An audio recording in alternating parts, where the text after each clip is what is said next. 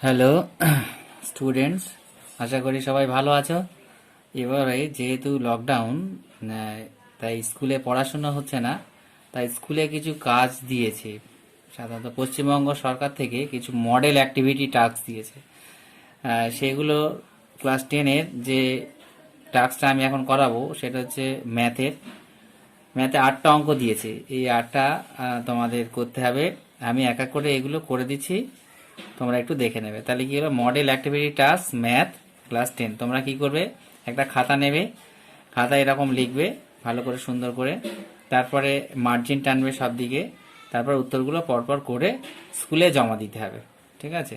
আচ্ছা, এবার শুরু করছি। তাহলে দেখো,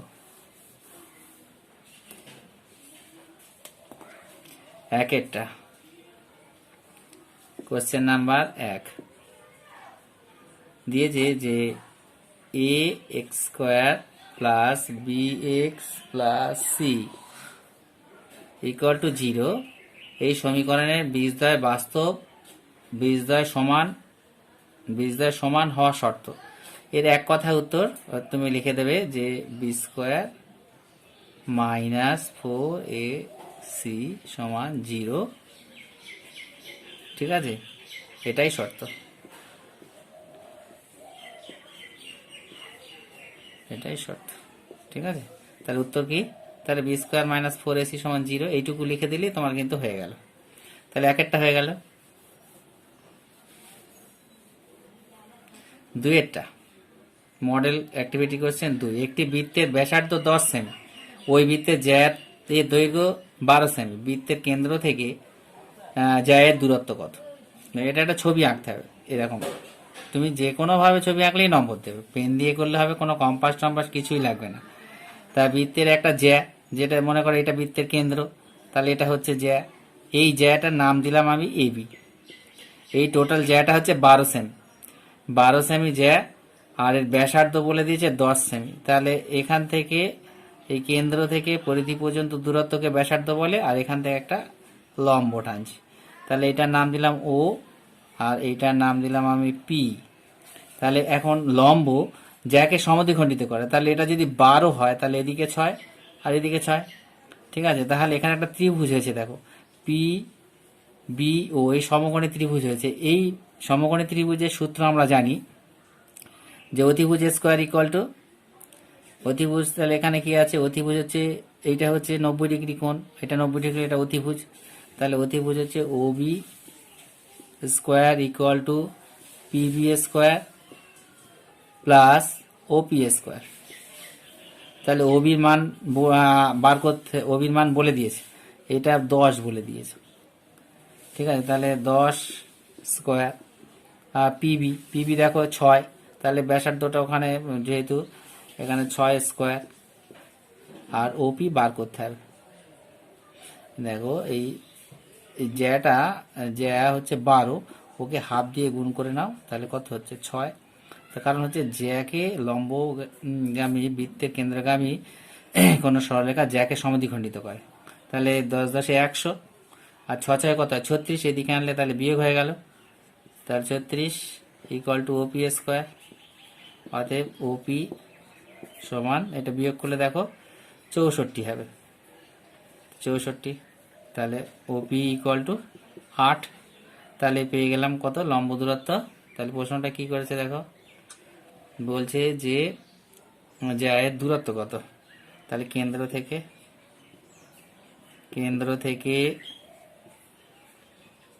এর দূরত্ব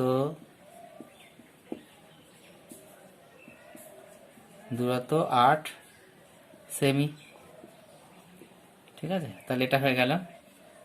কোশ্চেন নাম্বার 3, দুটি ঘনকের আয়তনের অনুপাত 1:8, ঘনক দুটির সমগ্রতলের ক্ষেত্রফলের অনুপাত কত? তাহলে ঘনক তোমরা জানো, ঘনকের আয়তনের ফর্মুলা হচ্ছে এ কিউ।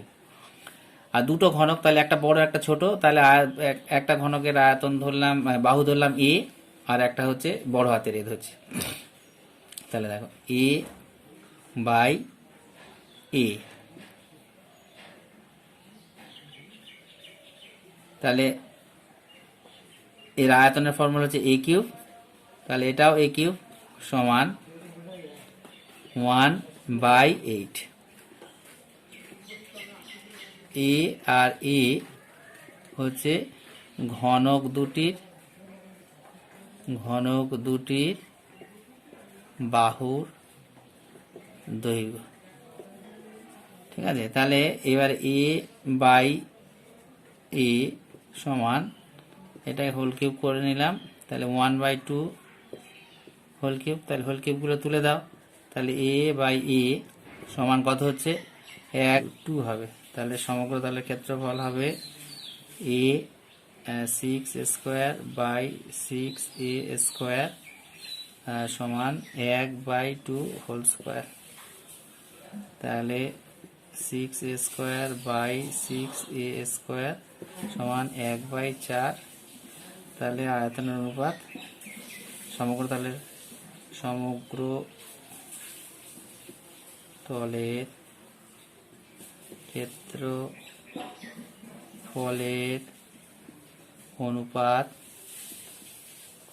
অনুপাতে প্রকাশ করে দাও 1:4। ঠিক আছে, এবার দেখো চারেরটা বলেছে 400 টাকা 2 বছরের সমূল চক্রবৃদ্ধি 441 টাকা হলে বার্ষিক শতকরা সুদের হার কত?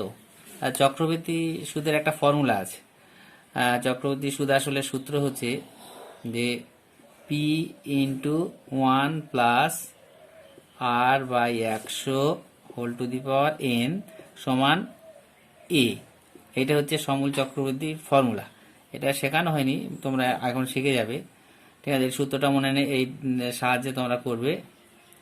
এটা হচ্ছে কোশ্চেন নাম্বার 4।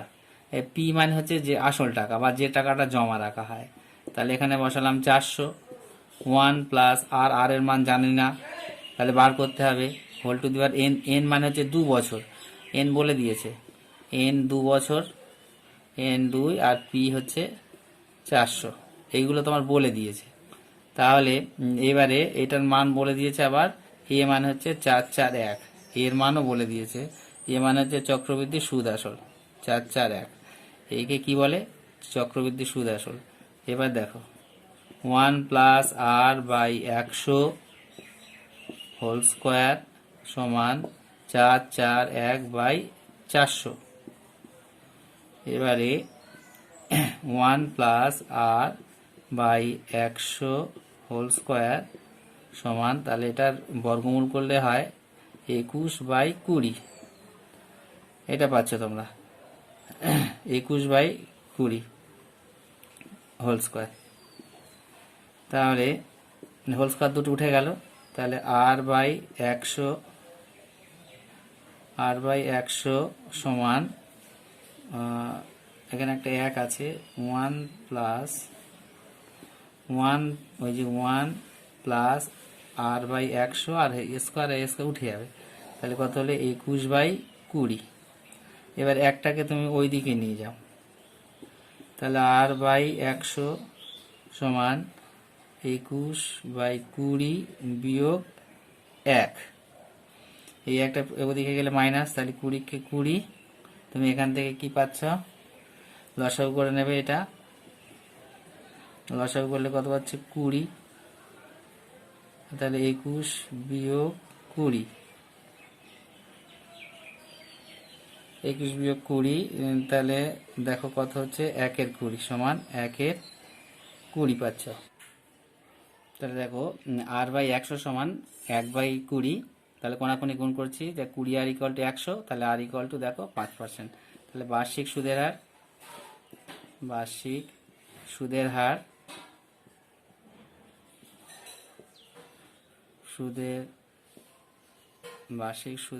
হার 5%। উত্তর বেরিয়ে গেল। পরের অঙ্ক বলেছে যে 5-এরটা 4 হয়ে গেল। কোশ্চেন নাম্বার 5 হচ্ছে x, 12, y ও 27 ক্রমিক সমানুপাতি হলে x ও y এর মান নির্ণয় করো। তা ক্রমিক সমানুপাতি, তাহলে x/12 সমান 12/y সমান y/27, এটা সমান কে ধরে নাও। এটা সমান যদি কে ধরে নাও, তাহলে অতএব এক্স বাই 12 সমান কি, 12 বাই ওয়াই সমান কি, আর ওয়াই বাই 27 ইকুয়াল টু কে, এরকম তোমরা শিখেছো। তাহলে দেখো এক্স সমান কত পেলাম, তাহলে 12 কে। এটা কি পাবো, ওয়াই সমান কি পাবো, ওয়াই সমান পাবো আমরা 12 বাই কে। ভালো করে দেখো, এটা কে আর ওয়াই গুণ করলাম কে ওয়াই, তাহলে 12 এদিকে গেল, তাহলে ওয়াই সমান 12 বাই কে। আর এদিকে দেখো ওয়াই সমান পাচ্ছি কি 27 কি, এই দেখো ওয়াই এর তলাটা 1 ধরে নেবে, তাহলে ওয়াই কে ওয়াই আর 27 কে। তাহলে এই ওয়াই এর মানও পেয়ে গেছি 12 বাই কে, আবার এখানে ওয়াই এর মান পেয়েছি 27 কে। তাহলে তুলনা করলে এরা সমান হয়, অতএব 12 বাই কে সমান 27 কে। তাহলে কি পাচ্ছি আমি, 27 কে স্কোয়ার সমান 12। তাহলে দেখো, তাহলে কে স্কোয়ার সমান 12 বাই 27, তাহলে কাটাকুটি করো 4, আর এখানে পাচ্ছি 9, তাহলে কে স্কোয়ার সমান 2 বাই 3 স্কোয়ার। তাহলে কে স্কোয়ার স্কোয়ার তুলে দাও, তাহলে কে সমান 2 এর 3, তাহলে কে এর মান আমি কত পেলাম, 2 এর 3। তাহলে এবার আমি বসিয়ে দেবো এক এক করে মান, দেখো এটা মুছে দিচ্ছি। এবার আমি এক্স সমান কত পেয়েছিলাম, এক্স সমান 12 কে, তাহলে এখানে বসিয়ে দেবো, এক্স সমান 12 কে পেয়েছি। তাহলে এক্স সমান তাহলে 12, আর কে এর মান আমরা কত পেয়েছিলাম, 2 এর 3, 3 দিয়ে কাটছি, 3 4 12, তাহলে এক্স সমান কত হলো, এক্স সমান হলো 4 দুগুণে 8, আর ওয়াই, ওয়াই সমান কত পেয়েছিলাম 27 কে, কে এর মান বসিয়ে দাও, 27 ইন্টু কে হচ্ছে 2 এর 3, 3 9 27, তাহলে 18। তাহলে এক্স এর মান 8, ওয়াই এর মান 18, তাহলে উত্তর হয়ে গেল। কোশ্চেন নাম্বার 6 বলছে ও কেন্দ্রীয় বৃত্তের এ বি একটি ব্যাস, সি ওই বৃত্তে অবস্থিত একটি বিন্দু। তাহলে দেখো আবার একটা ছবি আঁকতে হবে তোমাদের। একটা বৃত্তের কেন্দ্র এ বি একটি ব্যাস বলে দিয়েছে, এ বি ব্যাস, এই রাফ ছবি আঁকবে, এগুলো কোনো স্কেল কম্পাস কিছুই লাগবে না, ঠিক আছে। আর এখানে বলেছে যে সি বৃত্তের উপর অবস্থিত একটা বিন্দু। তাহলে এবারে বলেছে ও বি সি, ও এটার নাম দিলাম ও, ও বি সি, তাহলে এটা জুড়ে দাও। তারপর জানতে চেয়েছে এটা 60 ডিগ্রি বলে দিয়েছে, 60 ডিগ্রি হলে ও সি এ, ও সি এ কত জানতে চেয়েছে, তাহলে এই কোণটা তোমার বার করতে হবে, ঠিক আছে। এখন আমরা নিজেদের স্বার্থে এটা একটু জুড়ে নিলাম, এসি যুক্ত করে নিলাম, ঠিক আছে। তাহলে দেখো এখানে কোণ এ সি বি 90 ডিগ্রি, কারণ এটা অর্ধবৃত্তস্থ কোণ, অর্ধবৃত্তস্থ কোণ সবসময় 90 ডিগ্রি হয়, এটা লিখে দেবে, ঠিক আছে। কত বললাম, অর্ধবৃত্তস্থ কোণ, এটাকে বলে অর্ধবৃত্তস্থ কোণ 90 ডিগ্রি, ঠিক আছে, এটা লিখে রাখবে। এবার দেখো এখানে একটা ত্রিভুজ তৈরি হয়েছে, ত্রিভুজটার নাম হচ্ছে ও বি সি। এই ত্রিভুজের এইটা আর এই বাহুটা সমান, তাহলে সমদ্বিবাহু ত্রিভুজ, তাহলে সমদ্বিবাহু, কারণ হচ্ছে এই ব্যাসার্ধ, এটাও ব্যাসার্ধ এটাও ব্যাসার্ধ, দুটোই বৃত্তের ব্যাসার্ধ সব সমান হয়।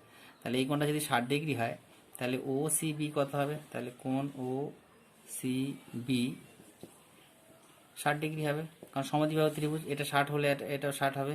তাহলে এইবার দেখো কোণ এ সি বি হচ্ছে 90 ডিগ্রি, এই যে করে রেখেছি এখানে, এটা 90 ডিগ্রি। এর মধ্যে এইটা দুটো কোণের সমষ্টি, কোণ ও এ সি প্লাস কোণ ও সি বি সমান 90 ডিগ্রি। এবারে বা দিয়ে রেখো কোণ ও এ সি, এটার মান আমরা পেয়ে গেছি 60 ডিগ্রি সমান 90 ডিগ্রি। তাহলে কোণ ও এ সি সমান 90 ডিগ্রি বিয়োগ 60 ডিগ্রি। তাহলে বিয়োগ করলে কত হলো? 30 ডিগ্রি। তাহলে উত্তরটা পেয়ে গেলে ও এ সি কোণের মান 30 ডিগ্রি। 7টা দেখে একটি ঘনকের প্রতিটি ধার 50% বাড়ানো হয়েছে, ঘনকটির সমতলের ক্ষেত্রফল শতকরা কত বৃদ্ধি পাবে? বাহু ধরে নিলাম, বাহু, ঘনকের বাহু এ ধরে নিলাম। তাহলে বৃদ্ধি করছে 50%, তাহলে 50% বৃদ্ধি করলে বাহু হবে এ ইন্টু 50% মানে হচ্ছে তোমার 100 ছিল, 100 সঙ্গে 50 যোগ করে নাও, আর হচ্ছে তার 150/100। তাহলে এই শূন্য কেটে গেল, 3 5 15 আর 5 দুগুণে 10, তাহলে 3a/2। এটা পরিবর্তিত বাহু পেয়ে গেছে। তাহলে একটা বাহু পেলাম কত? এ, আর একটা হচ্ছে 3a/2। এবারে দেখো এইটার আয়তন জানতে চেয়েছে যে এর ঘনকটির সমগ্রতলের ক্ষেত্র, ঘনকের সমগ্রতলের ক্ষেত্রফল হচ্ছে 6a²। তাহলে এই সমগ্রতলের ক্ষেত্রফল দেখো 6a² সমগ্রতলের ক্ষেত্রফল। তাহলে 6a²,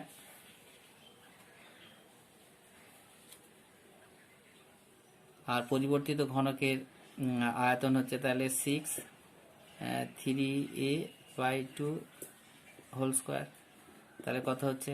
এই 6 কেটে দিলাম, তাহলে a², এটা ভাঙাও, 3 3 9a²/4। তাহলে উল্টে দাও, a² ইন্টু 4/9 a², কেটে দাও, তাহলে কত হলো? 4:9। তাহলে এই অনুপাত হলো। তাহলে বৃদ্ধি কত? তাহলে বৃদ্ধি হচ্ছে 9 বিয়োগ 4, তাহলে 5। তাহলে বৃদ্ধি হচ্ছে 5 একক। তাহলে এবার দেখো শতকরা কত জানতে চেয়েছে। তাহলে অতএব শতকরা বৃদ্ধি পেল আর যে তোমার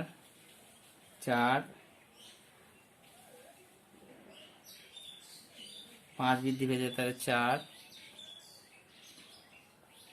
তাহলে শতকরা বৃদ্ধি পেয়েছে হচ্ছে তোমার হচ্ছে 4-এ বৃদ্ধি পেয়েছে, তাহলে হচ্ছে 5 ইন্টু 100 শতকরা বৃদ্ধি পেয়েছে, তাই বাই 4, 4 25 100, তাহলে 125%। এটা হয়ে গেল। তাহলে শতকরা বৃদ্ধি পেল 25%। এবার আরেকটা আছে লাস্ট অঙ্ক, সমাধান কর। Question number 8, 2x + 1 + 3/2x + 1। এটা সমাধান করতে বলেছে 4। কি করে করবে দেখো, লসাগুর দাগ, অনেক রকম নিয়ম আছে। 2x + 1 whole square + 3 = 4। তাহলে এটা সূত্র লেখো, 4x² + 4x + 1 + 3, কোনাকুনি গুণ করো, 4 2 8x + 4 1 4। তাহলে 4x² + 4x, 3 আর 1 যোগ করো 4 = 8x + 4। সব একদিকে নিয়ে এসো, 4x² + 4x - 8x + 4 - 4 সমান, এদিকে তাহলে কিছু থাকলো, যেটা কেটে গেল। তাহলে কত থাকছে? 4x² - 4x = 0। তাহলে x 4 কমন নাও, 4x x - 1 = 0। তাহলে হয় x - 1 = 0 বা x = 1 নয়, 4x = 0, x = 0। ঠিক আছে, এবারে থাক। তাহলে তোমার দেখবে এটা আর যদি অসুবিধায় বলবে, নিজেরাও দেখবে, শেয়ার করবে আর লাইক দেবে, আর তোমরা সাবস্ক্রাইব করবে।